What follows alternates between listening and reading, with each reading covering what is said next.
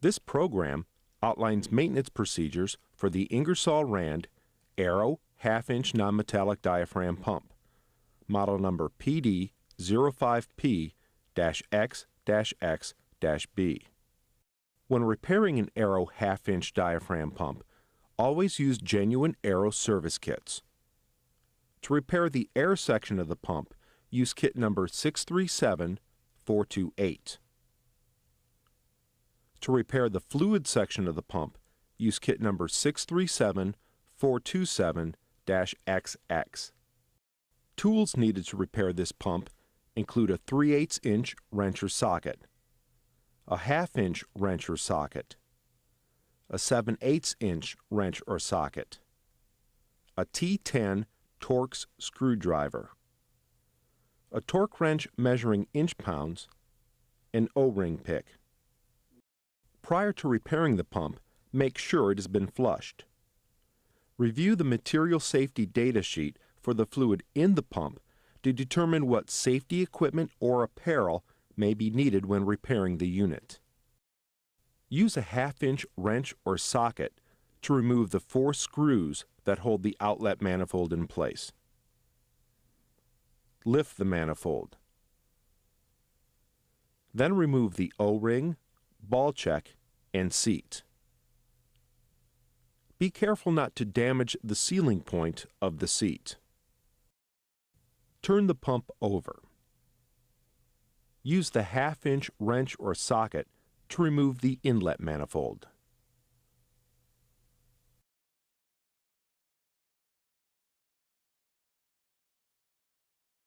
Then remove the O-ring, seat, and ball check. Be careful not to damage the sealing point of the seat.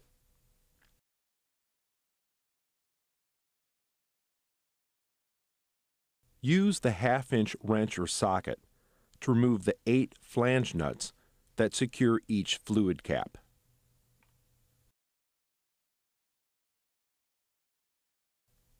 Use the 7/8-inch wrench or socket to remove the diaphragm nut. Pull the diaphragm and diaphragm washer away from the pump.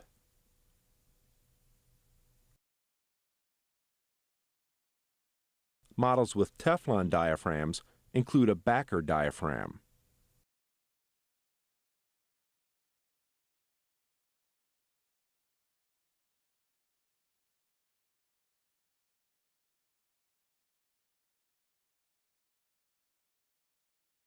Carefully push the connecting rod through the pump center body. Use a 7/8-inch wrench or socket to remove the remaining diaphragm nut, diaphragm, and washer from the connecting rod. Do not mar the surface of the connecting rod during this step.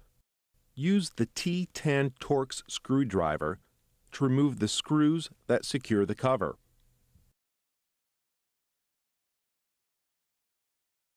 Use the pick to lift the cover. Then use the pick to remove the small O-ring. Remove the large O-ring and the U-cup from the center body.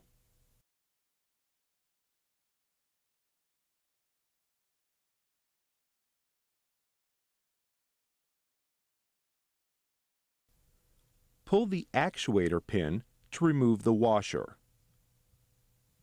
Separate the actuator pin and washer. Use the T10 Torx screwdriver to remove the screws that secure the opposing cover. Use the pick to lift the cover.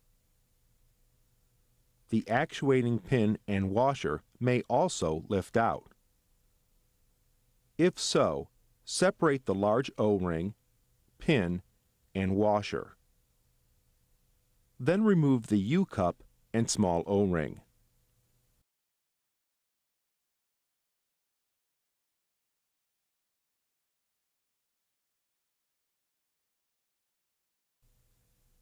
Use a socket extension to push the spool bushing from the center body. Push the pilot piston from the bushing. Then remove the O-rings from the outer diameter of the bushing and from the center body. Use a 3/8" wrench or socket to loosen the 4 flange bolts that secure the valve block. Pull the valve block and muffler assembly from the pump. Set the muffler aside. Pull the flange bolts from the valve block. Remove both track gaskets from the valve block or center body.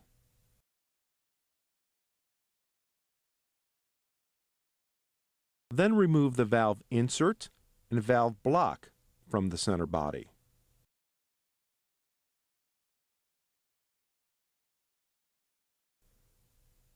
Gently tap the valve block on the workbench to remove the small plug from the top of the valve block. Then remove both O-rings from the small plug. Push the major valve spool and the large plug from the valve block. Remove O-rings from the large plug and the valve block. Use a pick to remove both U-cups from the valve spool. This completes disassembly of the pump. Clean all components prior to reassembly. Use ARO service kits when repairing this pump. Apply lubriplate, FML2 grease to the O-rings and U-cups prior to reassembly. A packet of grease is supplied in both service kits. Place new, lubricated O-rings on the small plug. Lubricate the internal diameter of the valve block. Insert the small plug into the top of the block. Place new, lubricated U-cups on both sides of the spool. Make sure the lips of the U-cups face the center of the spool.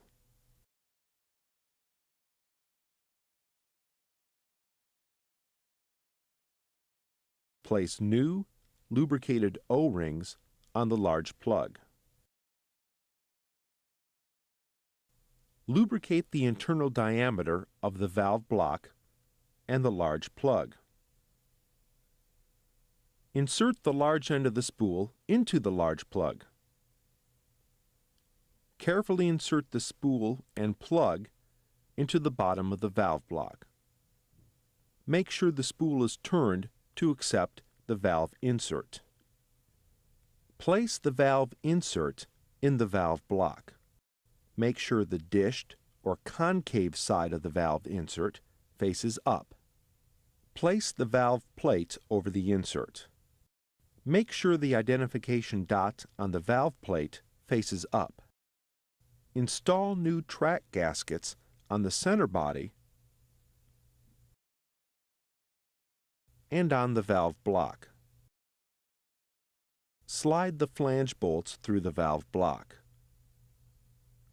Place the valve block and exhaust assembly onto the center body.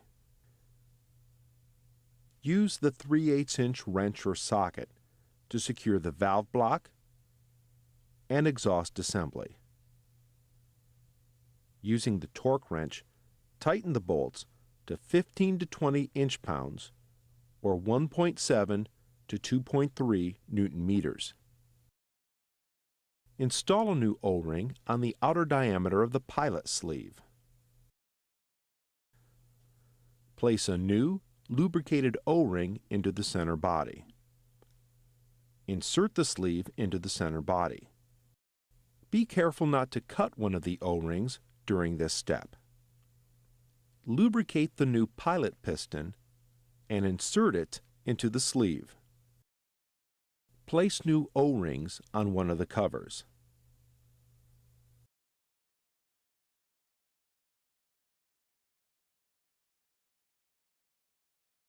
Put a washer onto the cover. Then slide an actuator pin through the assembly. Place a new U-cup on the center body. Put the cover assembly into position.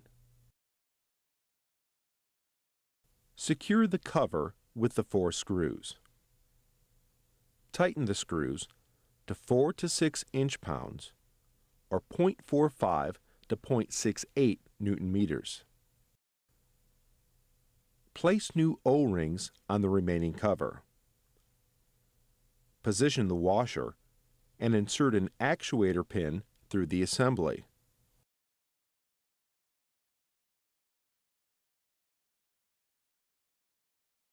Place a new U-cup on the center body. Then put the remaining cover assembly into position.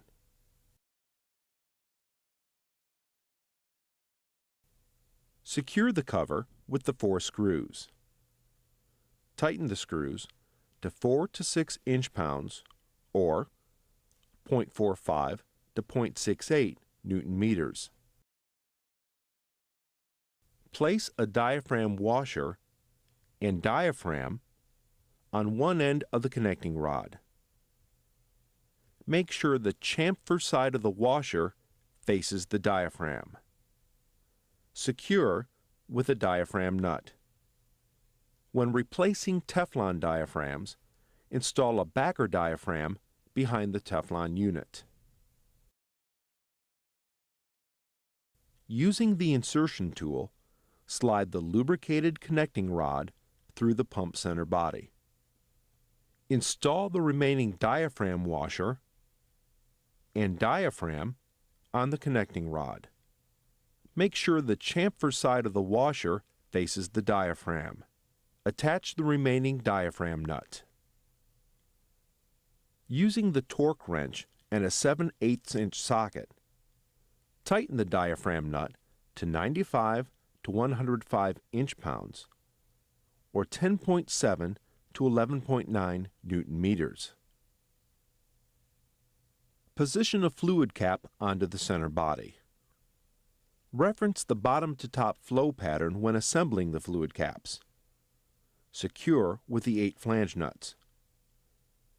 Use a 1/2 inch socket and the torque wrench to tighten the flange nuts to 50 to 60 inch-pounds or 5.6 to 6.8 Newton-meters. Attach the remaining fluid cap.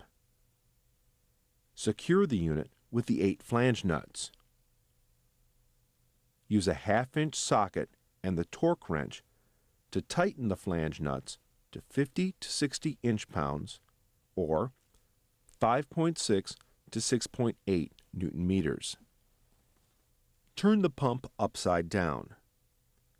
Install a ball check, seat, and O-ring into each fluid cap. Position the inlet manifold onto the fluid caps.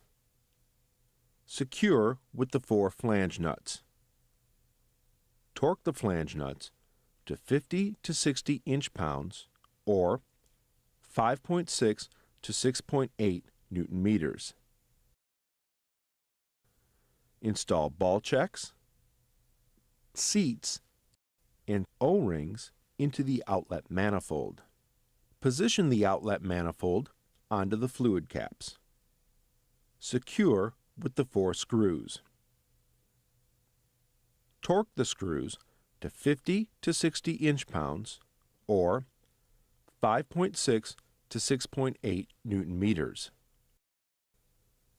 This completes disassembly and reassembly procedures for the Ingersoll Rand ARO 1/2 inch non-metallic diaphragm pump, model number PD05P-X-X-B.